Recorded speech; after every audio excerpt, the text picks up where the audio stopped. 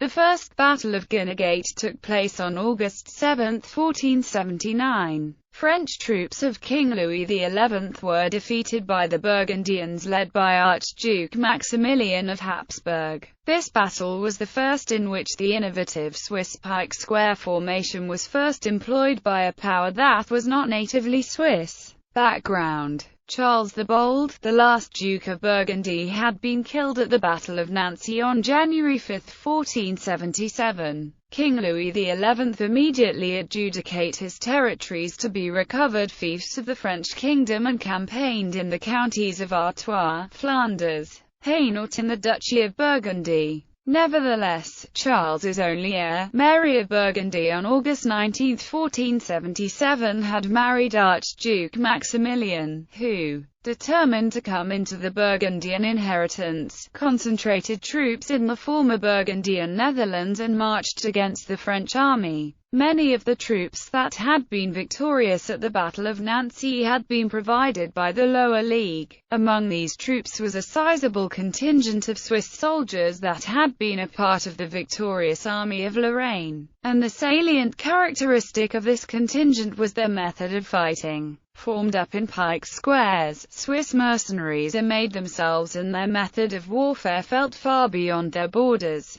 The notable characteristic of the pike squares is the difficulty with which the traditional cavalry of the day had in penetrating it. The failure at Nancy, and its reasons, had not escaped Jack of Savoy, Count of Romont, who had fought under the Archduke's father-in-law Charles at the Battle of Nancy. He was now fighting with the Archduke, and he urged him to adopt a similar method of fighting with his 11,000-foot troops. Prelude to battle. Both sides met at the village of Guinegate in the county of Artois, and armies gathered into formation. The cavalry was stationed on the flanks, and the infantry was positioned in the center. However, besides this, the two sides diverged significantly in the character of their armies. French dispositions: the French, whose infantry consisted primarily of marksmen, was positioned in the center of their cavalry. Habsburg dispositions: the Archduke was employing Burgundians in his army, and had formed his infantry into two deep, large squares.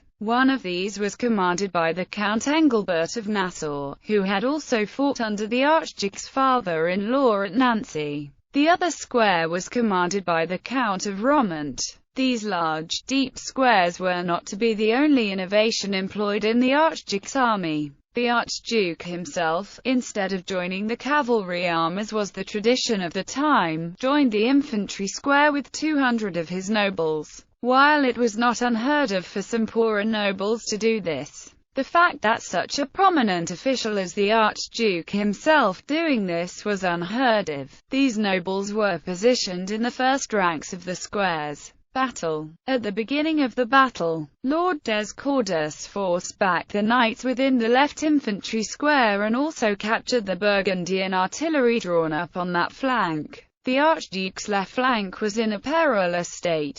In addition to being attacked from the front, it was also drawing fire on its flank from the captured artillery. However, instead of following up their advantage on the left flank, the French knights on the left chased after the Burgundian knights who were fleeing from the field, thereby giving up their advantage. Meanwhile, on the other flank, the Burgundians held fast and slowly fought their way forward. It was there that victory was achieved. Results. Despite his victory, Maximilian was forced to cede Artois and Burgundy itself to Louis XI according to the Treaty of Arras, after Mary of Burgundy had died from a riding accident.